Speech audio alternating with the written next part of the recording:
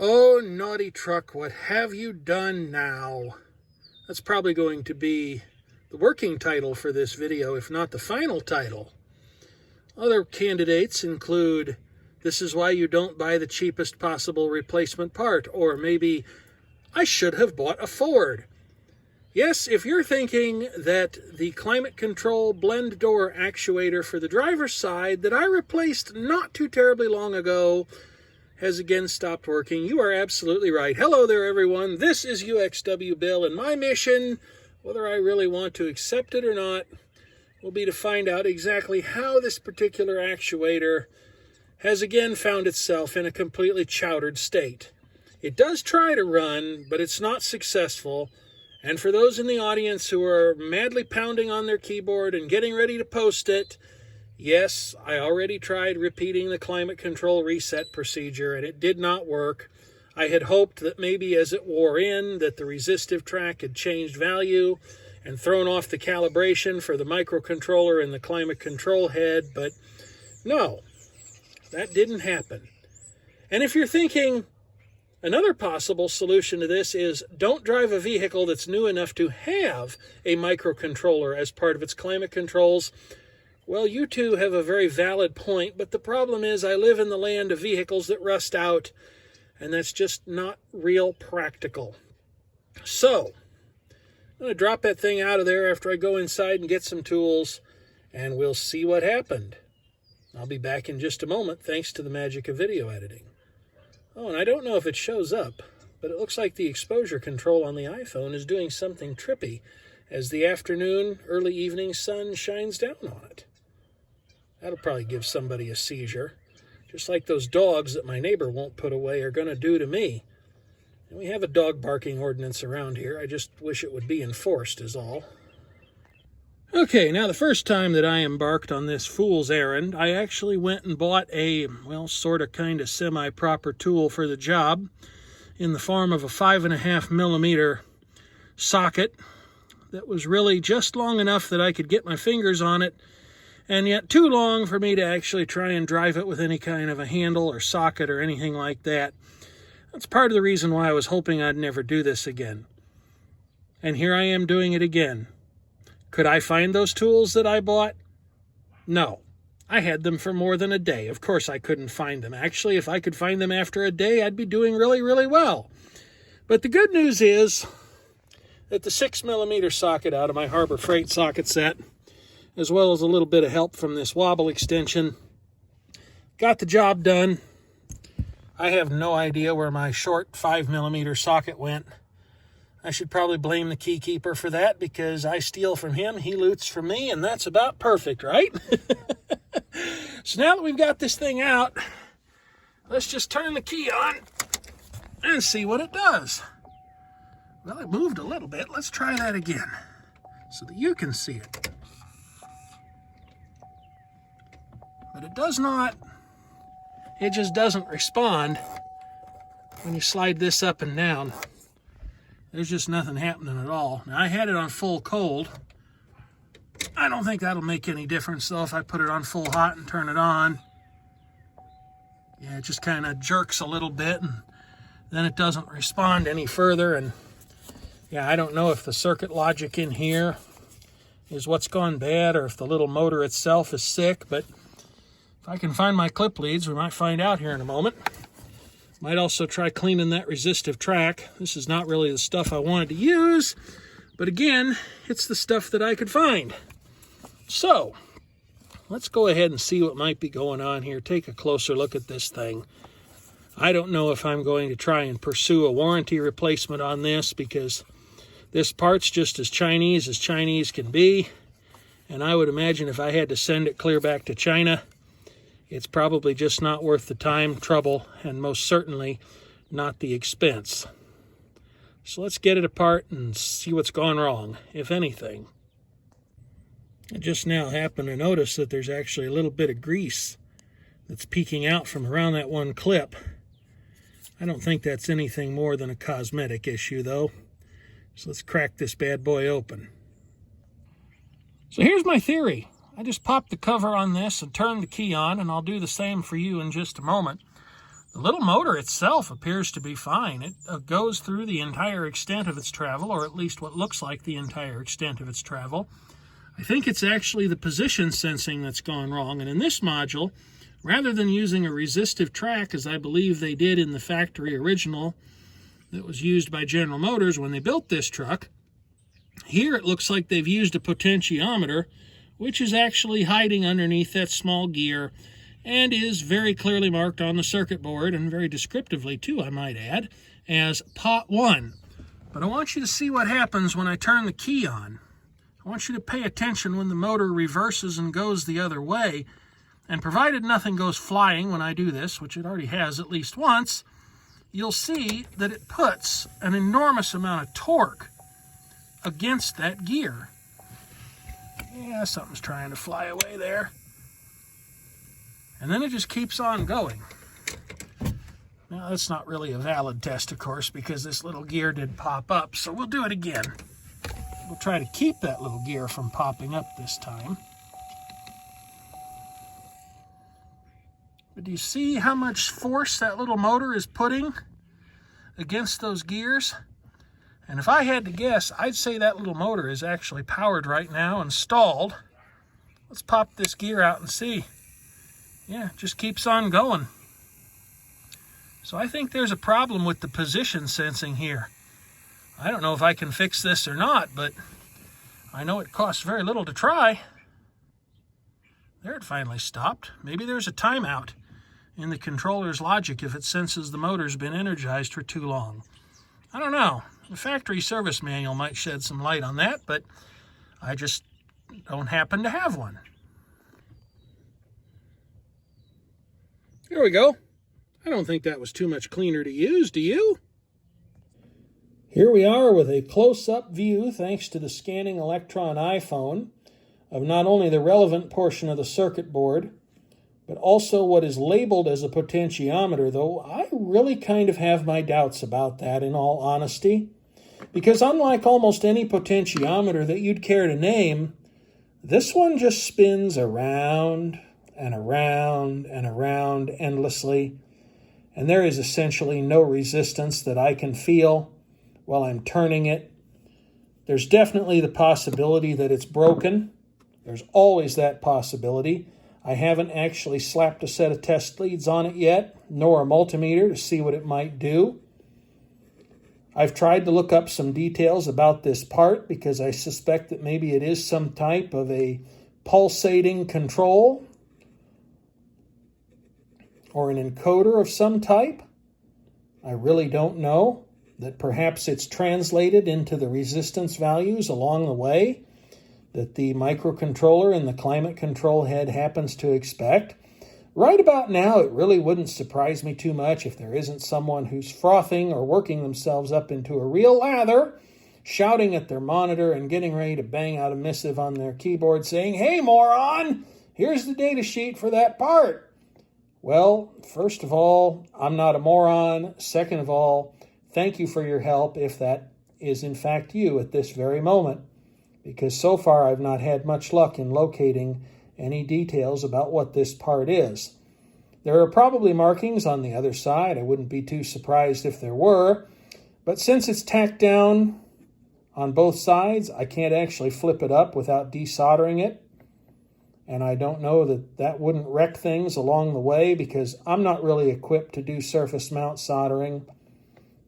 I do think that I will either try to be a twiddle fingers or perhaps I will tack solder some test leads to this thing and try to figure out just what sort of a control it might happen to be. Now, before someone calls me on it in the video, I will qualify what I've done here a little bit by saying that you cannot always make accurate tests of a component when it's in circuit, and it's certainly possible that's the case here. But I went ahead and I put a set of meter leads across this thing, and I really do feel it's got to be an encoder of some kind rather than a potentiometer, as the board says, and I just got readings that didn't make any sense at all. So I can only think that perhaps it must be broken, and that's why this thing is just no longer operating correctly, because this little motor certainly seems healthy. It seems to do what it ought to, has plenty of torque.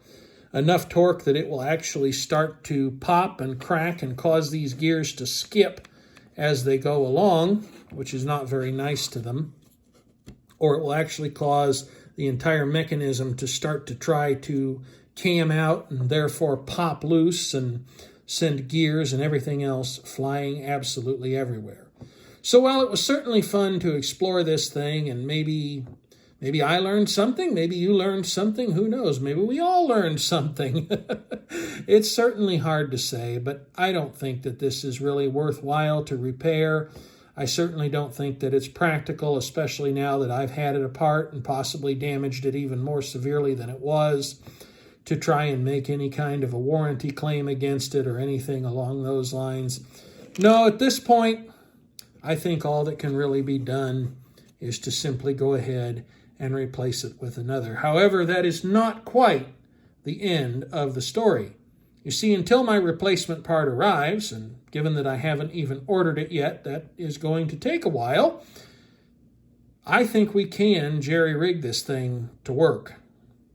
We don't have to care about the microcontroller and the climate control head or what it thinks. All we really have to do is disconnect the leads from the circuit board to this motor and figure out a way to power it externally so I can set the blend door where I want it to be under any given scenario. And that might really be useful because, as you might imagine, this thing actually failed in the heat mode. And while sometimes, especially in the morning, that's quite advantageous, we're in that weird time of year yet again where in the morning you probably want heat. In the afternoon, you might want cool, outside, ambient temperature air, or perhaps even air conditioning. And with this thing stuck full on in heat, even with the passenger side actuator still working, it turns out that the heat in Naughty Truck actually emerges victorious, probably because it's got a few more air outlets that it can use as compared to the passenger side of things. And in all fairness, it has to be said, now that I've gone and looked back at the original video that I made entitled Naughty Truck Newsreel, if you want to go and see it, I'll even link it down in the description if I don't forget to do so. I did get at least a year out of this part, so I suppose I really don't have any grounds upon which to complain, especially as cheap as this was, and the fact that I knew that going into it. The more eagle-eyed folks that happen to be out there in the viewing audience might have caught these 9-volt batteries stuck together in the background of this video earlier, and they've probably already figured out what I'm going to do.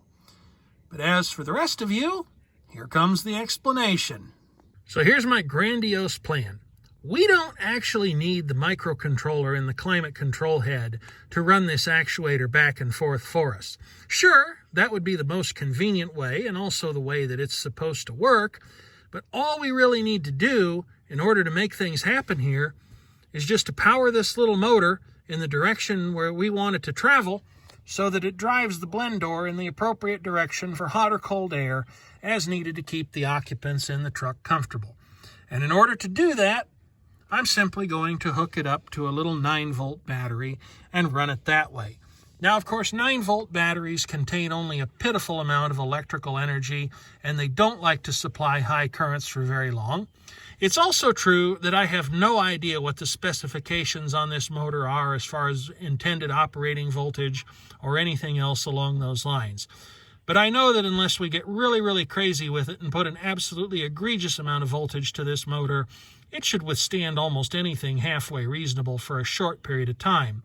And there again, the 9-volt battery's limited capabilities work to our advantage here because they do provide something of a very crude safety net in the event of a short circuit or similar. Now, that's not to say that I haven't given thought to powering this from the vehicle's electrical system. I'm thinking of maybe using one of those, hopefully fused, or with a selectable fuse in it so we can pick the appropriate, a replaceable fuse in it so we can pick the appropriate capacity to use for this application, but one of those little cigarette lighter adapters that gives you 2 stud-style connectors. I also have inside somewhere the mating pin-style connectors for that sort of electrical connection. I don't know that I can actually find it. I'm probably not going to go to that much trouble because it will involve raising my blood pressure and probably swearing quite a bit to find those things. Remember what I said about the specialty tools that I bought earlier. But enough of that yammering. Let's go ahead and have a little demonstration here. I've got a battery hooked up. We'll just go ahead and clip this lead on if I can actually do this with one hand. And you'll see that the little motor starts running and the actuator starts turning. Now, will that actually happen under the full load of the blend door, especially with the fan putting pressure against it? Well, I don't know if a 9-volt battery has enough moxie to pull that off or not, but also know there's only one way to find out. Now, to run it backwards, we just have to reverse the polarity to the motor and power it up again, and there you can see that the gear train is heading back the other way. So this will certainly work, at least in theory, and as we all know, theories are brilliant right up until you try them, put them into practice, until such time as I can get my new actuator. So I'm going to go ahead and put the cover back on this. Hopefully I left enough clearance for those wires to peek out, but I think I did. And this will certainly get me by until the part that I need actually shows up. That is to say, after I have ordered it, of course. And there's everything, all heat shrunk, soldered up, and ready to go.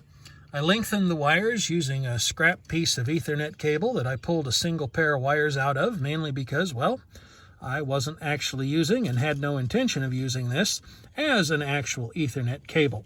Now, it should go without saying that if you attempt this or anything shown in any of the videos that I have ever made, that you and you alone are responsible for the results of your actions.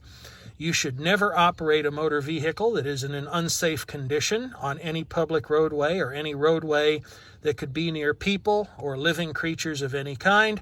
And finally, although I really would hope this goes without saying, now that we have modified this actuator to run from an external power source, it must not for any reason be connected to the vehicle's climate control head. I don't know what sort of bad thing would happen if you did that, only that one almost certainly would, because sensitive electronics do not like to find voltages of pretty much any level, really, in places they do not expect them, when they do not expect them to be present.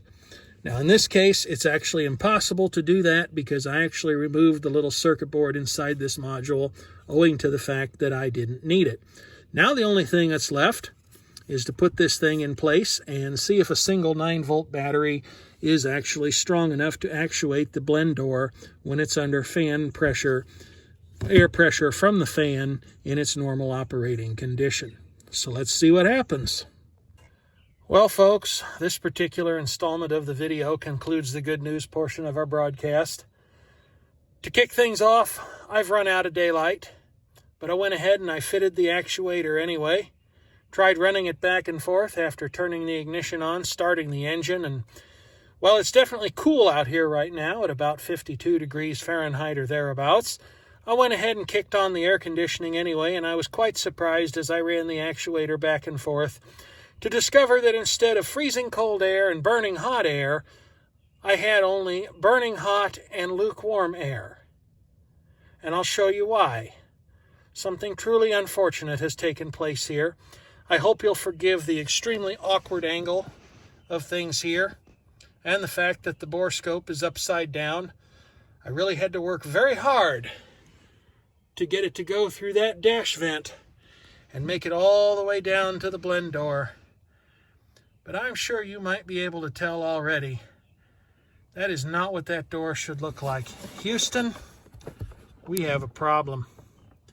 Take a look at it.